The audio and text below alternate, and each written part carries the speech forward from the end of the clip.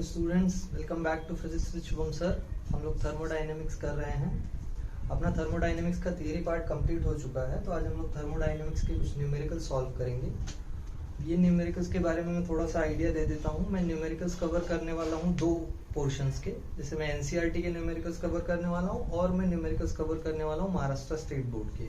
तो state board के book में जो भी क्वेश्चंस हैं, जो भी अनसॉल्व्ड न्यूमेरिकल्स हैं, उसका सॉल्यूशन मैं यहाँ पे देने वाला हूँ, और एनसीईआरटी के बुक में जो भी अनसॉल्व्ड न्यूमेरिकल्स हैं उसका सॉल्यूशन मैं देने वाला हूँ। तो आज हम लोग इस वीडियो में फिलहाल के लिए स्टेट बोर्ड के न्यूमेरिकल्स करेंगे, महाराष्ट्र स्टेट बोर्ड के। उसके बाद नेक्स्ट वीडियो जो आएगा उसमें हम लोग सीबीएसई बोर्ड के न्यूमेरिकल्स भी सॉल्व करेंगे।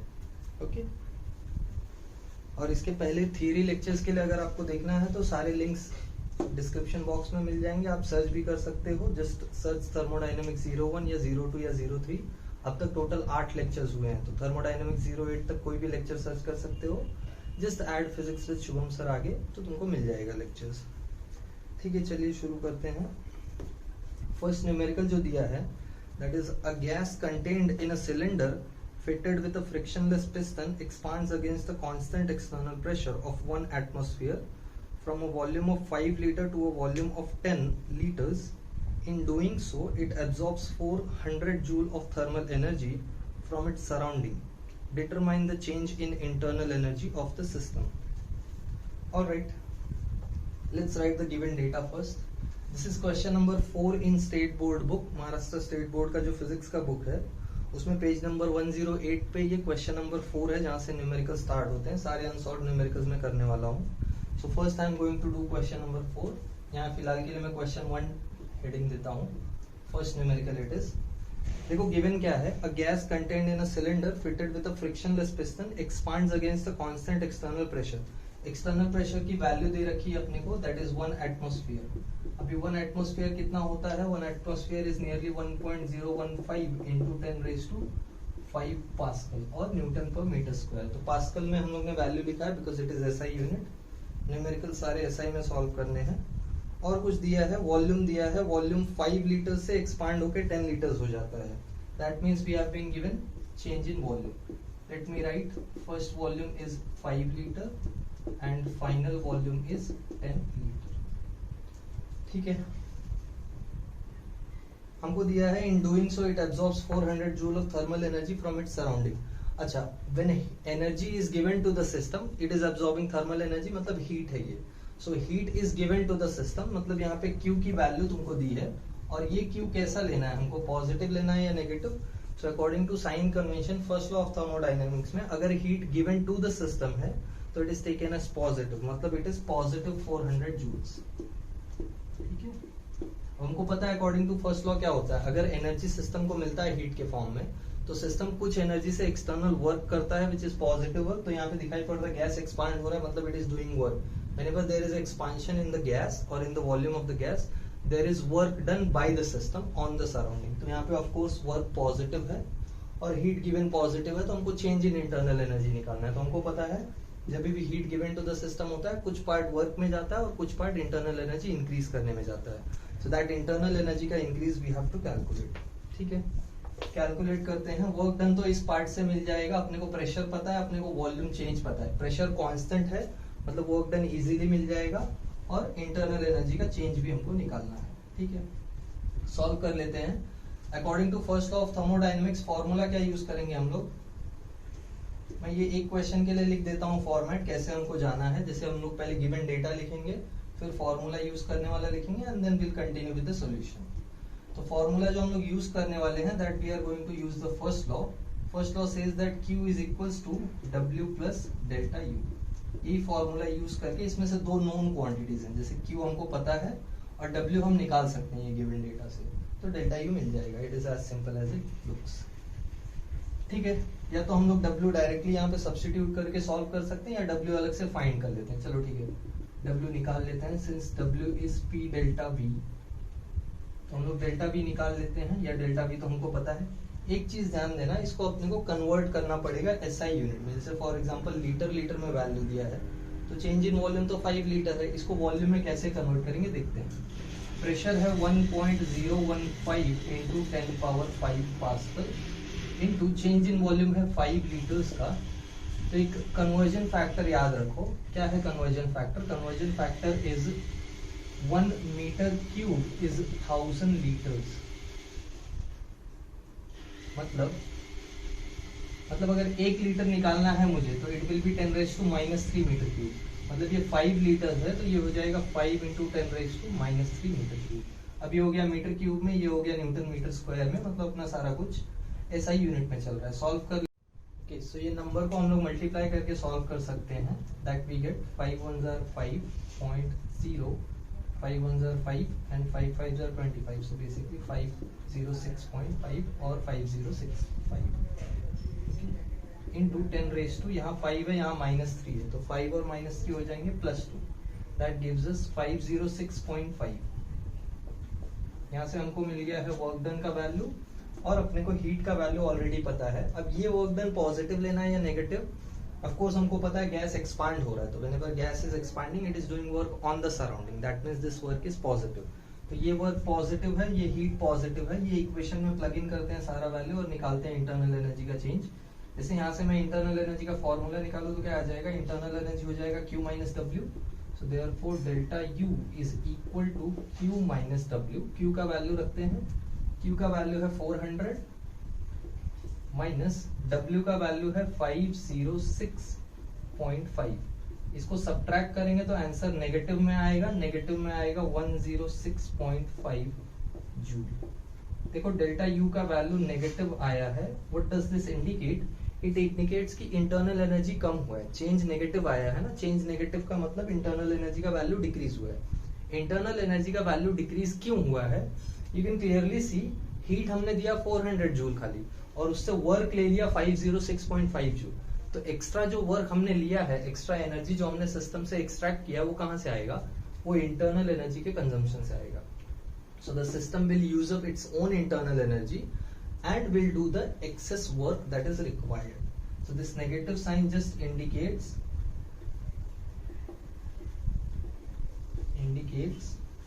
internal energy decreases. Okay. As far as change is considered, you will just remove the sign and write the value. Change का value सिर्फ 106.5 जूल होगा। चेंज नेगेटिव है, ये बताएगा इंटरनल एनर्जी डिक्रीज हुआ है। पॉजिटिव है, ये बताएगा इंटरनल एनर्जी इंक्रीज हुआ है। That's it. बाकी चेंज का वैल्यू तुम बिना साइन के लिख सकते हो। पॉज करके नोट डाउन कर लो, फिर हम लोग नेक्स्ट क्वेश्चन कंटिन्यू करते हैं।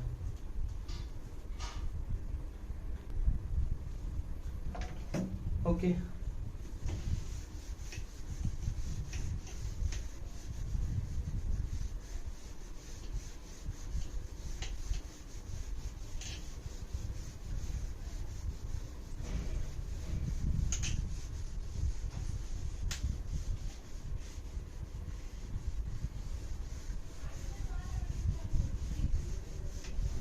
मैं स्टेट बोर्ड और एनसीईआरटी के न्यूमेरिकल सॉल्व करने वाला हूँ, महाराष्ट्र स्टेट बोर्ड एनसीईआरटी। अगर इसके अलावा कोई न्यूमेरिकल है जिसका सॉल्यूशन आप लोग को चाहिए तो you can put that numerical in the comment box.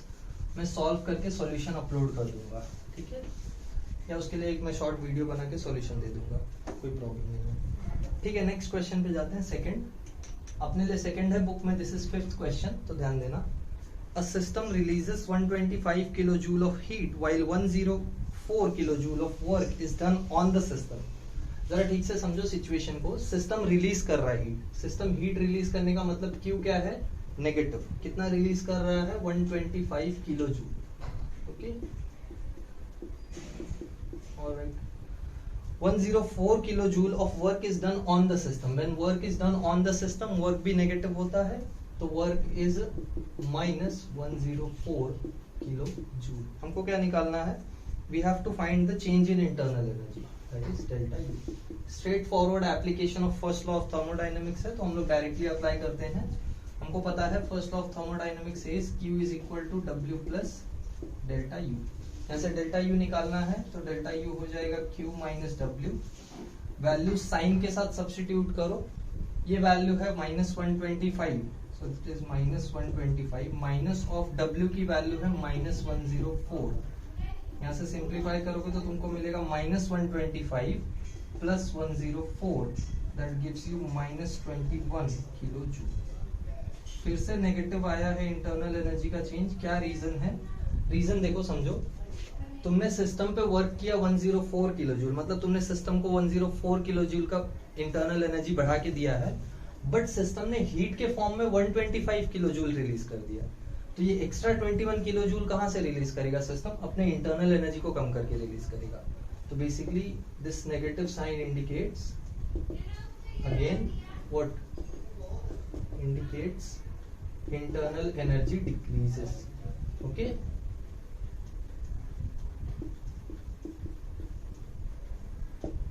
Alright, pause करके नोट डाउन कर लो। ओके,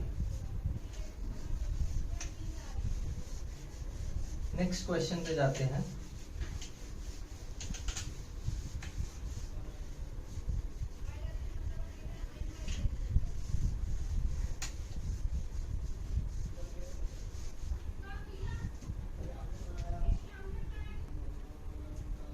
ओके, थर्ड क्वेश्चन पे जाते हैं। बुक में क्वेश्चन नंबर 6 है। लेट्स सी क्या गिवन है। Efficiency of a Carnot cycle is 75% if temperature of hot reservoir is 727 degree Celsius. Calculate the temperature of the cold reservoir. अभी hot reservoir और cold reservoir क्या है? Basically heat engine में hot reservoir is simply the source जहां से हमको heat मिलती है, और cold reservoir is basically the sink जहां पे हीट एक्सपेल होके जाती है। तो temperature of source, temperature of sink, दो वैल्यूज। अच्छा, टेम्परेचर ऑफ सिंक हमको कैलकुलेट करना है, एफिशिएंसी दे रखा है, ठीक है। एफिशिएंसी रखते हैं और निकालते हैं। और एक और इन्फॉर्मेशन है that this engine is Carnot engine, ठीक है। Efficiency is 75%। 75% रखो, या इसी को 0.75 लिख सकते हो, या 3/4 भी लिख सकते हो, जैसे भी समझ में आए। देखते हैं सॉल्व करने के लिए क्या सूटेबल है। If the temperature of hot reservoir is 727 degree Celsius, यानी T1 दिया है 727 डिग्री सेल्सियस। अभी थर्मोडायनेमिक्स या केटीजी के कोई भी क्वेश्चन सॉल्व करते हो ना, तो टेम्परेचर कभी डिग्री सेल्सियस में रख के मत सॉल्व करना, अनलेस दो टेम्परेचर्स का कंपैरिजन होने वाला हो। The problem will be, problem इसकी डिग्री सेल्सियस में सॉल्व करोगे तो गैस लॉज एप्लीकेबल नहीं होते। जो भी गैस लॉज है ना अपने पास, जैसे बॉयल्स लॉ है, चार्ल्स लॉ है, गेल-लुसाक्स लॉ है, या इन जनरल गैस इक्वेशन है, आइडियल गैस इक्वेशन, वो सारे सिर्फ एब्सोल्यूट टेम्परेचर के लिए वैलिड है। तो एब्सोल्यूट टेम्परेचर के ऊपर वैलिडिटी होने की वजह से हम लोग इसको डिग्री सेल्सियस में नहीं रख सकते, क्योंकि एब्सोल्यूट टेम्परेचर हमेशा केल्विन में होता है। तो उसको कन्वर्ट करते हैं, केल्विन में कन्वर्ट करोगे तो कितना आ जाएगा? ये हो जाएगा 727 plus 273, that should give us how much? Add कर लो, 7 3 10, 279 and then 10 0, 729 and then 10, 1000 kelvin. Temperature मिल गया है, T2 हमको सॉल्व करना है, या T2 हमको सॉल्व करके निकालना है, ठीक है। देखते हैं एफिशिएंसी का फॉर्मूला। एफिशिएंसी का फॉर्मूला क्या होता है कार्नोट साइकिल के लिए या कार्नोट इंजन के लिए? अगर याद हो तो it is 1 minus T2 upon T1। General heat engine के लिए फॉर्मूला होता था 1 माइनस Q2 बाई Q1। यहाँ पे फॉर्मूला होता है T2 minus T1। Why? Because it is a Carnot engine, और since it is Carnot engine. Alright, solve करते हैं। एफिशिएंसी दिया है, एफिशिएंसी कितना है? एफिशिएंसी है 75%, यानी 3/4 रखते हैं इसको, 1 minus T2 by T1। T2 हमको पता नहीं है, T1 कितना है? 1000, ठीक है। इसको सॉल्व करते हैं आगे, देखते हैं क्या मिलता है। आई थिंक 1 को हम इधर लेके जा सकते हैं, या ये पूरा T2 इधर लेके आओ, इसको इधर लेके आ जाओ। तो T2 अपॉन 1000, ये नेगेटिव में था, यहाँ के पॉजिटिव, 1 माइनस 3/4 को मैं 0.75 लिखूं तो ये हो जाएगा 0.75, यानी ये आ जाएगा, ठीक है। हम लोग 3/4 का सब्ट्रैक्शन कर लेते हैं। 3/4, 4 एलसीएम ले लो, या जो भी, 4 माइनस 3 ये हो जाएगा 1/4, सिंपल।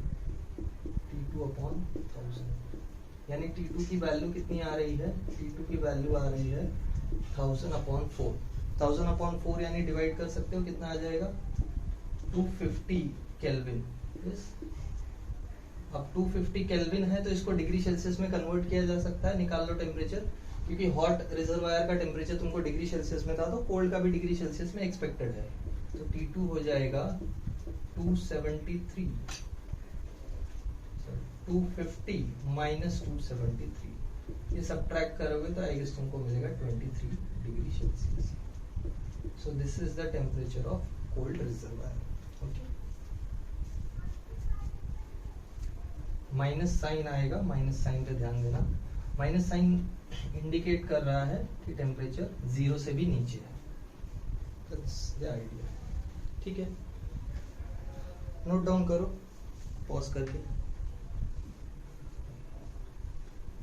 ऑलराइट,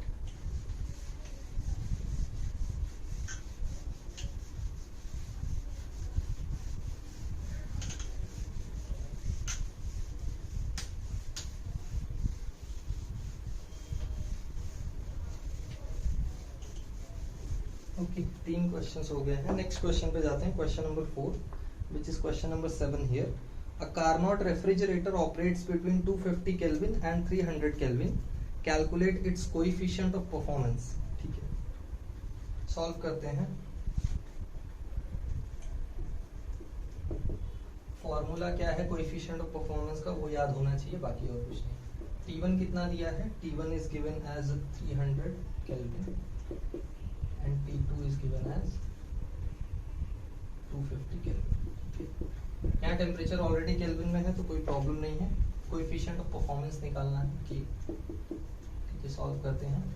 अब कोएफिशिएंट ऑफ परफॉर्मेंस का formula it is T2 which is temperature of cold reservoir upon temperature of hot reservoir minus temperature of cold reservoir। Substitute करते हैं, सॉल्व करते हैं, तो इट इज T2 की वैल्यू कितनी है 250 अपॉन T1 की वैल्यू है 300 माइनस T2 की वैल्यू कितनी है 250। 300 माइनस 250 करेंगे 50 आ जाएगा। सो बेसिकली K का वैल्यू है 250 upon 50। 5 cancel, we get 5। So this is the coefficient of performance. Pause करके नोट डाउन कर लो।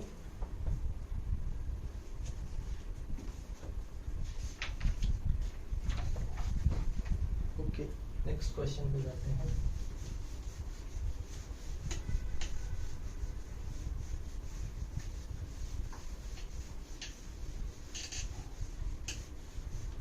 गर्मी बड़ी भयंकर है। ओके, क्वेश्चन नंबर 5 अपने लिए, क्वेश्चन नंबर 8 बुक में है। An ideal gas is taken through an isothermal process. If it does 2000 joule of work on its environment, how much heat is added to it? Okay.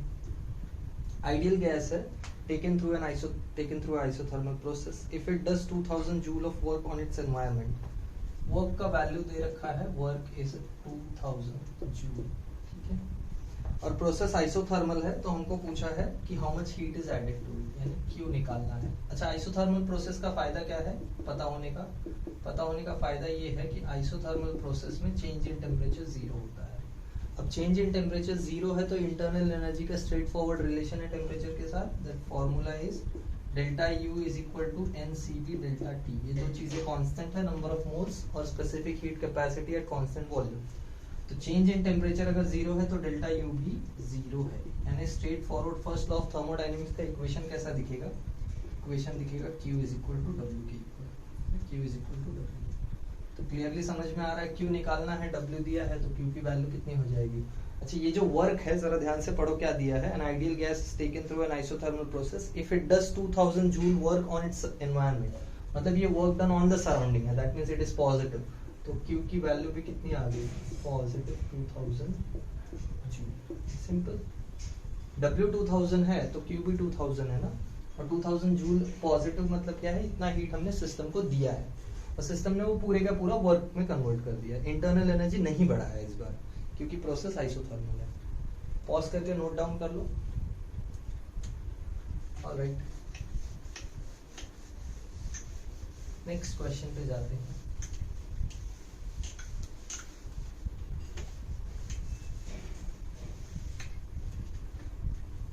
Question number 6, यहाँ पे है question number 9। An ideal monoatomic gas is adiabatically compressed so that its final temperature is twice its initial temperature. What is the ratio of the final pressure to its initial pressure?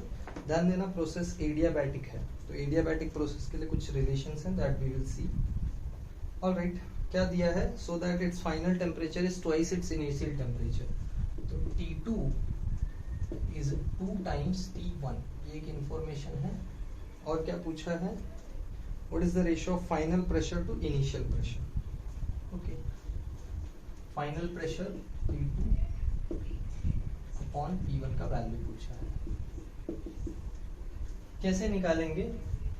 एक relation पता है हमको. अच्छा, और एक चीज पता है, एन आइडियल मोनोएटॉमिक गैस मतलब गामा दिया है अपने को. गामा कितना होता है मोनोएटॉमिक गैस के लिए? Gamma is ratio of specific heat capacities. Gamma is 5/3 for monoatomic gases. तो ये एक चीज दिया हुआ है. तो अगर P और T में कोई फॉर्मूला पता चले एडियाबैटिक एक्सपांशन के लिए, तो हम लोग P1 और P2 का रेशियो भी निकाल सकते हैं, क्योंकि T और T2 तो हमको पता है, T1 और T2 तो हमको पता है. ठीक है, एक रिलेशन हमको पता है एडियाबैटिक प्रोसेस के लिए. The relation is since PV raise to gamma is constant. ये हमको पता होता है. ठीक है, हमारे पास V का कुछ इंफॉर्मेशन नहीं है, हमको T का इंफॉर्मेशन पता है. तो V को T के टर्म्स में सब्स्टिट्यूट करना पड़ेगा और P के टर्म्स में सब्स्टिट्यूट करना पड़ेगा. ऑब्वियसली P का रेशियो हमको निकालना है और T हमको पता है. ठीक है, सब्स्टिट्यूशन के लिए एक साइड में चीज बताता हूँ. देखो, हमको पता है PV is equal to nRT होता है. ठीक है, क्या बोला है? An ideal monoatomic gas is compressed. Fine, PV is equal to nRT. V यहाँ से निकाल लो, V हो जाएगा nRT/P. इसको सब्स्टिट्यूट करते हैं यहाँ V की जगह, तो हमको क्या मिलेगा देखते हैं. ये हो जाएगा P टाइम्स V की जगह nRT/P रेज टू गामा, और ये पूरा इक्वल टू कांस्टेंट है. ठीक है, ये सेम चीज दोनों के लिए, दो केसेस के लिए कर सकते हैं. जैसे for example P1 V1 raise to gamma constant होगा, P2 V2 raise to gamma भी कांस्टेंट होगा. तो यहीं पे मैं लिख देता हूँ, ये भी कांस्टेंट के इक्वल होगा.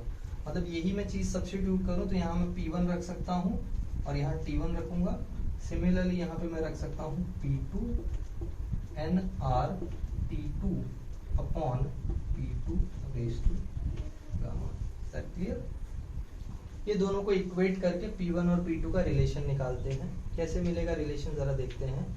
स्ट्रेट फॉरवर्ड दिखाई पड़ रहा है. nR raise to gamma, nR raise to gamma दोनों तरफ से कैंसिल हो जाएगा. ये nR raise to gamma, nR raise to gamma दोनों तरफ से कैंसिल हो जाएगा. बाकी P1 P2 तो कैंसिल होने का चांसेस नहीं है. ठीक है, इसको मैं क्लियर करता हूँ. सब्स्टिट्यूशन समझ आया सबको? PV is equal to nRT से हमने V का वैल्यू निकाला और वो V का वैल्यू सब्स्टिट्यूट कर दिया. उसको मैं यहाँ लिख देता हूँ, PV is equal to nRT. देखो, एडियाबैटिक हो चाहे आइसोथर्मल हो चाहे कोई भी प्रोसेस हो, आइडियल गैस इक्वेशन एप्लीकेबल रहने वाला है हमेशा. तो उसके लिए कंफ्यूज मत होना. ये हो जाएगा nRT/P. ठीक है, यहाँ से सिंप्लीफाई करते हैं. हमको क्या मिल रहा है देखो, P1 nR raise to gamma, nR raise to gamma cancel हो गया. बचा क्या है? T1 अपॉन P1 raise to gamma. Okay, equal to यहाँ से आ रहा है P2 टाइम्स T2 अपॉन P2 raise to gamma. Value substitute करके सिंप्लीफाई करना. उसके पहले और कुछ हो रहा है क्या? I think P1 raise to gamma है. मैं इसको ऊपर लेके आऊंगा तो ये हो जाएगा P1 raise to 1 minus gamma. देखो, मैं इसको ऐसे लिख सकता हूँ, P1 रेज टू 1 है into P1 raise to minus gamma लिख सकता हूँ, क्योंकि ये P1 raise to gamma upon में है ना. तो इसको मैं P1 raise to minus gamma लिख सकता हूँ और साथ में T1 raise to gamma equal to यहाँ आ जाएगा P2. सिमिलरली इसको मैं लिख सकता हूँ P2 raise to minus gamma और T2 रेज टू गामा. ठीक है, अब ये P1 रेज टू 1 है और ये P1 raise to minus gamma है. तो मतलब basically P1 raise to 1 minus gamma and T1 raise to gamma equal to P2 raise to 1 minus gamma and T2 raised to gamma. Now whatever is remaining is to substitute the value of gamma and T1 and T2 का relation तो हमको पता है. ठीक है, substitute करते हैं. P1 1 minus gamma कितना हो जाएगा? 1 माइनस 5/3. T1 1 गामा की वैल्यू अगेन 5/3. या एक काम करते हैं, T2 T1 का रिलेशन हमको स्ट्रेट फॉरवर्ड पता है 2 है, तो मैं T2 अपॉन T1 एक अलग से बना लेता हूँ साइड में. यहाँ से मैं T1/T2 ले लेता हूँ. ठीक है, या T2/T1 यहाँ रखते हैं. चलो, ये हो जाएगा P2 raise to 1 minus 5/3 and T2/T1 raise to gamma अलग से रखते हैं.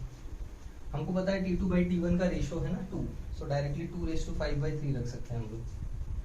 ऑलराइट, यहाँ क्या मिल जाएगा? 1 माइनस 5/3. ये हो जाएगा P1 1 माइनस 5/3 करेंगे तो 3 minus 5/3, that means it will be -2/3। Okay, equal to P2 raise to -2/3। यहाँ कितना आ रहा है, यहाँ आ रहा है 2 रेज टू 5/3। ओके, हमको चाहिए P1 और P2 का रेशो। कैसे सॉल्व करेंगे जरा देखते हैं। ठीक है, उल्टा कर लेते हैं। मैं इसको लेके आऊँ यहाँ P1/P2, तो ये दोनों को रेज टू -2/3 है, इक्वल टू 2 रेज टू 5/3।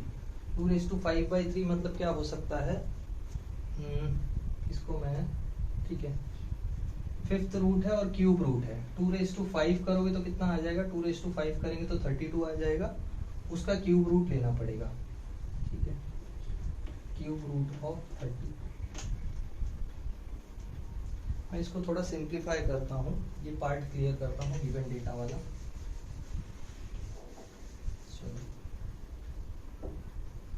ये उल्टा कर दूं तो ये साइन पॉजिटिव हो जाएगा आई गेस, तो क्यूब रूट में दोनों तरफ से हटा सकता हूँ, देखते हैं कैसे होगा। इसको मैं P2/P1 करूँ तो कोई प्रॉब्लम, ये हो जाएगा अब 2/3, है ना। P1 रेज टू -2/3 है, मतलब मैं P1 को नीचे ले गया तो +2/3। वैसे ही P2 रेज टू -2/3 था, इसको मैं ऊपर ले गया तो +3/2, या जैसे भी समझो। जैसे फॉर एग्जांपल इसको मैं क्यूब कर दूं तो भी ये हट जाएगा। या तो मैं डायरेक्ट नेगेटिव साइन मैंने कैसे हटाया है, मैंने दोनों का पावर्स ऊपर, मतलब दोनों को ऊपर नीचे किया है तो पावर्स पॉजिटिव हो गए। या डायरेक्टली मैं हटा सकता हूँ इसको ही फ्लिप करके 3/2 करके, तो वो भी एक तरीका है, बाकी और कुछ चेंजेस नहीं है। And this is cube root of 32। एक काम करते हैं, यहाँ भी क्यूब रूट है, यहाँ भी क्यूब रूट है, दोनों तरफ क्यूब कर देते हैं तो बचेगा क्या, P2/P1 स्क्वायर इक्वल टू 32, यानी स्क्वायर मिल गया है हमको, और P2/P1 का रेशियो निकाल सकते हैं स्क्वायर रूट लेके।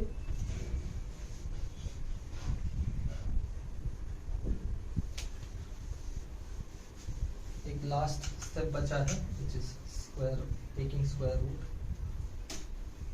ऑलराइट, तो हमको चाहिए था P1/P2 का रेशियो, या हाँ एक्चुअली P2/P1 का रेशियो चाहिए था, तो P2/P1 हो जाएगा √32। अभी √32 लॉग टेबल से देख सकते हो, लॉग टेबल से देखोगे तो ये अराउंड 5.632 आएगा, या 5.63 में यहाँ तक रख के चलता हूँ। This is our ratio, P2/P1 is equal to 5.63। Okay, थोड़ा सिंप्लीफिकेशन में यहाँ ध्यान दो। ये रेशियो जो हमने लाया है that we have got from the Poisson's relation, PV raise to gamma is equal to constant, वो रिलेशन से हम लोग ने ये डिराइव किया। यहाँ तक जैसे पहुंचेंगे उसके बाद डायरेक्ट सब्स्टिट्यूशन और सिंप्लीफिकेशन है। पॉज करके सॉल्व कर लो। ओके, नेक्स्ट क्वेश्चन कंटिन्यू करते हैं।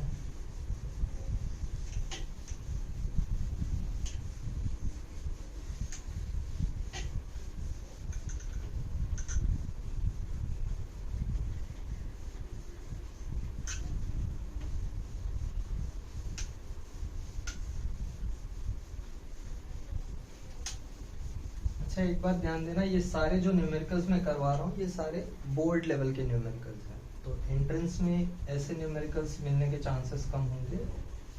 एंट्रेंस हम लोग बाद में कवर करेंगे अगर पॉसिबल होता है तो, फिलहाल के लिए तो मेरा फोकस बोर्ड्स पे है। ओके, नेक्स्ट क्वेश्चन देखते हैं, क्वेश्चन नंबर 6 मिलिए। यहाँ पे क्वेश्चन नंबर 10 है। क्या है, a hypothetical thermodynamic cycle is shown in the figure, calculate the work done in 25 cycles. Alright, पहले साइकिल ड्रॉ करता हूं मैं, कैसा है देखो। It's a PV graph, of course heat engine है तो कुछ वैल्यूज दी हैं, जैसे फॉर एग्जांपल सारा कुछ स्टार्ट होता है 1 पास्कल या 1 इंटू प्रेशर की वैल्यू, अच्छा प्रेशर की वैल्यू इंटू 10⁻⁶ है, सॉरी 10⁵, 10⁵ पास्कल, और वॉल्यूम है, वॉल्यूम इंटू 10⁻⁻3। ओके, चलो करते हैं। एक सर्कल है लाइक दिस, ये वैल्यू 1 है, okay? और इसका अपर लिमिट जो है, मैक्सिमम प्रेशर जहां तक ये जा रहा है, दैट इज अराउंड 11। मतलब इनिशियल प्रेशर 11 या you can say lower pressure 11 है, सॉरी लोअर प्रेशर 1 है और फाइनल प्रेशर 11 है, ऑफ कोर्स इनटू 10⁵. वॉल्यूम क्या जा रहा है, वॉल्यूम 2 से स्टार्ट होके या you can say minimum volume 2 है और फाइनल वॉल्यूम कहाँ तक जाता है, फाइनल वॉल्यूम जाता है 6 तक. Final volume is going till 6. ठीक है, हमको पता है क्या क्या पता है. P1 पता है 1 × 10⁵ पास्कल. P2 पता है 11 × 10⁵ पास्कल. P1 पता है 2 × 10⁻³ मीटर क्यूब एंड V2 पता है 6 × 10⁻³ मीटर क्यूब. हमको वर्क डन निकालना है इन 25 सच साइकिल्स. तो एक साइकिल में कितना वर्क डन होगा that we need to know. उसमें सिंपली मल्टीप्लाई कर देंगे 25 तो आंसर आ जाएगा. एक साइकिल का वर्क डन अगर मैं निकालूं तो मुझे वर्क डन या एरिया अंडर दिस कर्व निकालना है and area under the curve हो जाएगा simply if I write work done in one cycle is equal to area under the curve. इस केस में कर्व क्या है, सर्कल है. ऑलराइट, निकालते हैं. एरिया हो जाएगा π/4. ये एक साइकिल का वर्क निकाल रहा हूं मैं. π/4 × P2 - P1 × V2 - V. This is my work done. ऐसे 25 साइकिल्स के लिए वर्क डन कितना हो जाएगा, for 25 cycles it will be equal to 25 × π/4 × P2 - P1 × V2 - V1. Simplify करते हैं. देयरफॉर 25 × π/4 × P2 कितना है 11 माइनस P1 कितना है 1 × 10⁵ है इंटू वॉल्यूम में क्या है, वॉल्यूम में है 2 और 6 यानी 6 - 2 × 10⁻³ है. ठीक है, कुछ सिंप्लीफाई होने जैसा नंबर दिख रहा है, रखते हैं. 25π/4 × 10 10 पावर में कितना आ रहा है, यहाँ 6 - 2 हो जाएगा 4 × 10 पावर में कितना आ रहा है 5 और -3 5 और -3 यानी 10 पावर +2.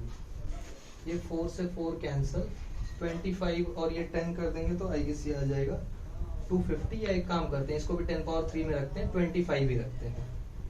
तो वर्क डन हो जाएगा 25 पाई. 25 और पाई का वैल्यू डाल दो 3.14 × 10 पावर 3. इसको सिंप्लीफाई करेंगे तो कितना हो जाएगा, 25 3 होता है 75 और 25 4 या 25 14 हो जाएगा. मल्टीप्लाई करके देखते हैं. आंसर जो गिवन है अपने को, आंसर इस 10⁴ के टर्म्स में. तो 25 को भी ऑफ कोर्स 22.5 लिया है एंड नंबर को मल्टीप्लाई किया है. 2.5 × 3.14 × 10 पावर 4 which is 7.85 × 10 पावर 4. ये नंबर मल्टीप्लाई कर लो, इजी है. ओके, पॉज करके नोट डाउन कर लो.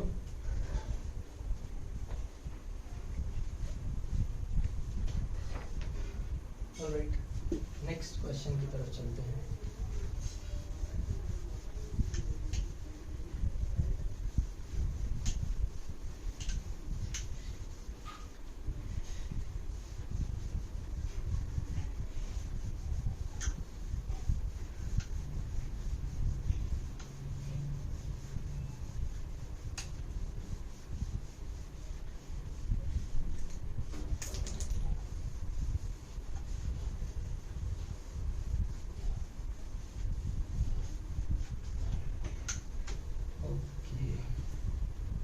Question number 11.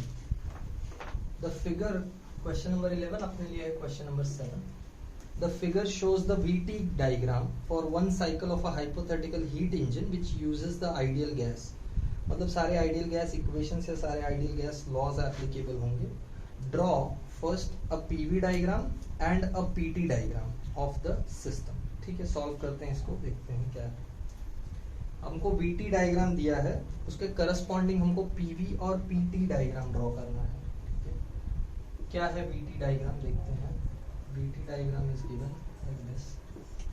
This is V, this is T and the diagram is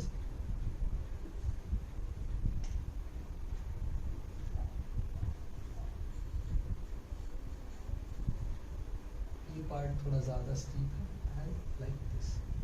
ये साइकिल है, हमको दिया है, क्या दिया है देखो, A, this is B, this part is B, this is C, this is D and the cycle goes this way. तो फर्स्ट पार्ट क्या है, डी से ए। डी से ए में टेम्परेचर चेंज नहीं हो रहा है, क्लियरली दिखाई पड़ रहा है, डी से ए में टेम्परेचर चेंज नहीं हो रहा है, बट वॉल्यूम बढ़ रहा है कंटिन्यूअसली। तो टेम्परेचर चेंज नहीं हो रहा और वॉल्यूम बढ़ रहा है या टेम्परेचर कांस्टेंट है, मतलब ये आइसोथर्मल प्रोसेस है। तो आइसोथर्मल प्रोसेस में एक लॉ ट्रू होता है, वो हम लोग अप्लाई करेंगे। पहला ग्राफ जो हमको बनाना है दैट इज पीटी ग्राफ। तो पीटी ग्राफ पहले ड्रॉ करते हैं, या we have to draw PV and PT graph. ठीक है, पीवी ग्राफ ड्रॉ करते हैं पहले। लेट्स से पीवी ग्राफ क्या आएगा इसका।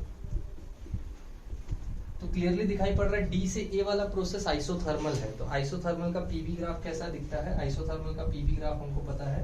और ठीक से देखना, ये साइकिल ए से स्टार्ट होके ए बी सी डी ऐसे चल रहा है। तो हमको ए पार्ट, ये जो लास्ट साइकिल है, डी ए वाला जो साइकिल है that is the last cycle. इसका जो ग्राफ है पीवी ग्राफ कैसा दिखेगा, पहले पीवी ग्राफ ड्रॉ करते हैं। पीवी ग्राफ कुछ ऐसा आएगा, डी से ए। क्यों ऐसा आएगा, ठीक से समझो, क्यों ऐसा आएगा डी से ए। और ऑफ कोर्स वॉल्यूम डी से ए में बढ़ रहा है ना, तो ये ग्राफ क्यों ऐसा आएगा, क्योंकि आइसोथर्मल एक्सपांशन है ना। आइसोथर्मल एक्सपांशन का ग्राफ थोड़ा लो स्टीप होता है, या इसका स्लोप थोड़ा कम होता है। तो ये एक वैल्यू मिल गया डी से ए में। फिर ए से बी में कैसा है ग्राफ, ए से बी में it is increasing at the same time temperature is also increasing, so this graph is going to be somewhat like this। फिर वापस से B से C में टेम्परेचर चेंज नहीं हो रहा है, मतलब B से C में फिर से आइसोथर्मल सिचुएशन है। अब इस बार क्या हुआ है, वॉल्यूम डिक्रीज हुआ है ना, so that means it is isothermal compression. Isothermal compression का ग्राफ कुछ ऐसे जाएगा लाइक दिस। तो ये हमको मिल गया आइसोथर्मल कंप्रेशन B से C। And finally C to D कैसे आएंगे, C to D वापस ऐसे। This is the final graph और दिस पर्टिकुलर बीटी ग्राफ। एक और चीज दिया है, या एक और ग्राफ ड्रॉ करने को बोला है, दैट इज पीटी ग्राफ। ठीक है, पीटी ग्राफ ड्रॉ करते हैं। ये ग्राफ इतना ये मत करो, क्योंकि ड्रॉप है ना वॉल्यूम में ड्रॉप है तो प्रेशर में भी ड्रॉप होगा। ठीक है, BT graph sorry PT graph draw करते हैं, pressure temperature graph. Pressure temperature graph draw करना इजी होगा। जैसे यहाँ पे टेम्परेचर कांस्टेंट है ना डी से ए के बीच में, तो टेम्परेचर कांस्टेंट है यानी कांस्टेंट टेम्परेचर पे बॉयल्स लॉ एप्लीकेबल होता है, यानी pressure is inversely proportional to volume. तो डी से बी के बीच में अगर वॉल्यूम बढ़ रहा है तो प्रेशर डिक्रीज होगा, मतलब ये एग्जैक्टली उल्टा हो जाएगा इसका। तो पीटी ग्राफ कुछ ऐसा दिखेगा, प्रेशर टेम्परेचर ग्राफ। जहां ए है वहां डी हो जाएगा और जहां डी है वहां ए हो जाएगा। सो ये ग्राफ कुछ ऐसे जाएगा लाइक दिस, डी की जगह ए और ए की जगह डी। तो ये ऐसे, ये ग्राफ ऐसे जा रहा है डी से ए की तरफ, क्योंकि डी से ए में वॉल्यूम बढ़ रहा है ना, तो प्रेशर डिक्रीज होगा, since pressure is inversely proportional to volume at constant temperature, Boyle's law.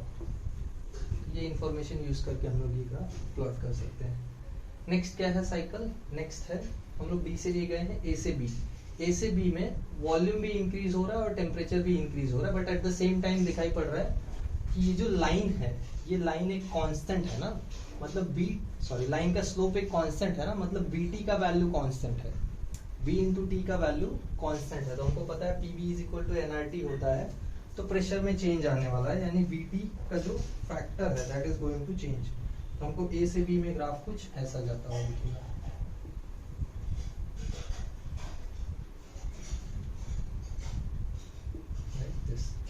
ये पार्ट मैं क्लियर करता हूँ एक्स्ट्रा इंफॉर्मेशन वाला, ताकि यहाँ मैं ड्रॉ करूँ।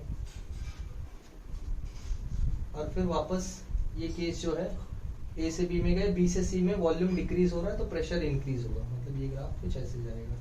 एंड फाइनल वाला ग्राफ कुछ ऐसे आ जाएगा,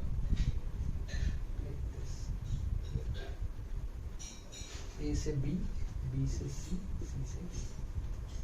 So this was PT V graph and PT graph. Corresponding हमने दो साइकिल्स पकड़े, जैसे फॉर एग्जांपल डी टू ए वाला साइकिल पकड़ा। डी टू ए में क्या था, डी टू ए में वॉल्यूम इंक्रीज हो रहा था बट एट कांस्टेंट टेम्परेचर, मतलब बॉयल्स लॉ अप्लाई कर सकते हैं। तो यहाँ डी टू ए में प्रेशर डिक्रीज होगा at constant temperature, simple. Similarly B to C में क्या हो रहा है, बी टू सी में वॉल्यूम डिक्रीज हो रहा है एट कांस्टेंट टेम्परेचर, तो यहाँ प्रेशर इंक्रीज होगा at constant temperature according to Boyle's law. So that's how we can draw the graphs. Pause करके ड्रॉ कर लो। नेक्स्ट क्वेश्चन कंटिन्यू करते हैं। ये लास्ट क्वेश्चन है स्टेट बोर्ड का।